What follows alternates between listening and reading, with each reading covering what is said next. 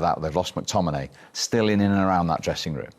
Yeah, I think it is, and we're just saying now that Johnny knows the way of Manchester United. 36 years of age, I think he is, and you got to give him every credit. He was good today. There's just something that feels a little bit wrong about it to me, to have a player who's come back after so long. He just came to train with the team really to keep fit, and another year later is Manchester United's best centre-half. That tells you that something isn't quite right. And look, Man United are 14th in the Premier League, so that also tells you something is not quite right. But I do agree with that. I think they were a lot better organised today. They look more difficult to play against, more difficult to break through, which usually happens. It's normally quite wide open. But Mainu, and I thought Eriksen next to him as well, gave him a really solid platform. But I also think they were helped by Villa's game on Wednesday. I think it was a little bit of a flat game from Aston Villa.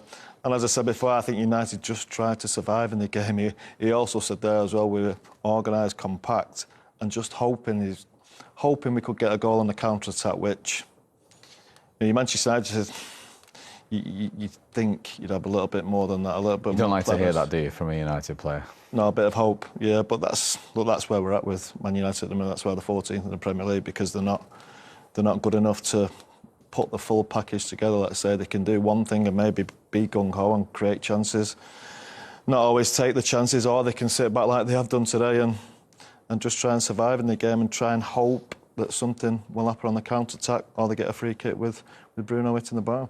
From a managerial point of view, in United's current state today, has Johnny Evans helped with that experience, that know-how of the club?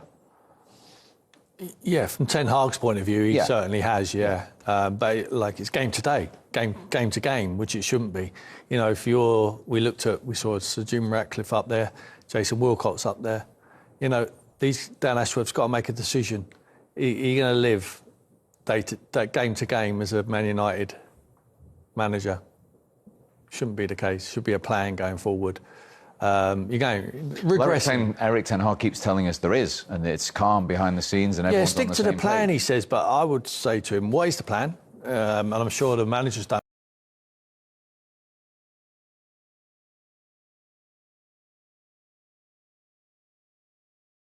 know the plan. If we know the plan, we can stick to it. But give us a clue what the plan is. You've been there two years. You know, you've not been there 5 minutes. You keep saying, judge me at the end of the season. I wish we all could say that as manager. Judge me at the end of the season. Maybe I wouldn't be sitting here. You know, we'd miss you. Unfortunately, you don't get that time, and certainly not as a Man United manager. The reality is, as a football manager, you win football matches or you get yourself sacked, and you take the brunt of the criticism. That's part and parcel of the job. We can all moan about it, and we can all have self-preservation interviews and try and protect ourselves and blame injuries. And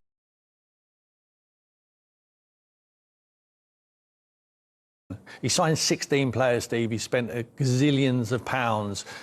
7 of the 9 substitutes are his signings today. You know, big money signings. Some of them never got a kick at a football. 5 of the starting 11 are his signings. That is his squad. Show us something different. And rely on me going back to Johnny Evans, a 40-year-old centre-half. 36, just to quantify. He looks 40 today.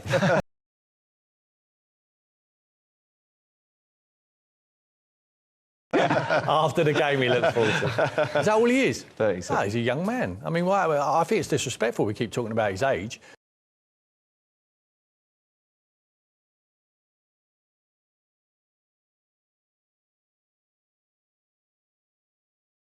I mean, he done well there today. I mean, he marshalled there. I mean, I think Watkins would have got more of a kick at the ball if De Ligt was playing against him today. You know, and what I've seen from De Ligt, all right, he's got to settle into the Premier League. But stop all the excuses. He's got to settle. He's got the injuries. It's not my squad. Yes, it is your squad.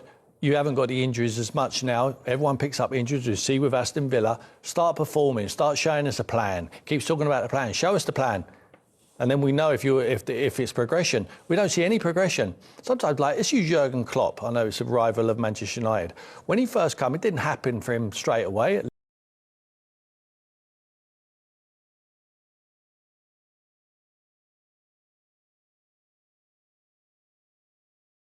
Liverpool, but we could see there was a playing style of what he wanted to do, and the implementation was easy, and the signings were being brought in as Jurgen Klopp players. We could see it. It was clear. It's like, say it again, it's very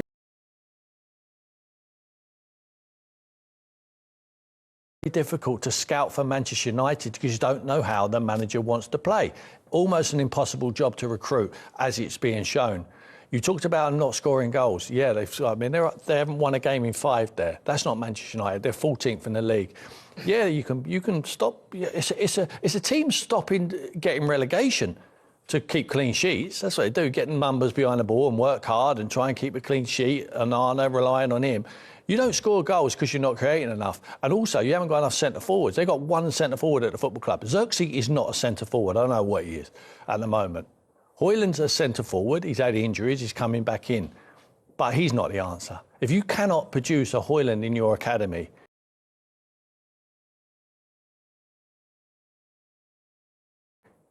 then you need to close your academy, in my opinion. He's not top draw. He's not Manchester United. Where are the days when they're still spending the money, by the way? Where are the days when Manchester United Football Club went to Tottenham and say, we're taking your best player, Harry Kane. We're going to know. They did it time and time again. They took Michael Carrick, they took Berbatov, took Teddy Sheringham. You know, not only Tottenham, but all the top clubs, they're not at that level. Got over it, Tim, anyway, so. They're not there at the moment, Steve. It's just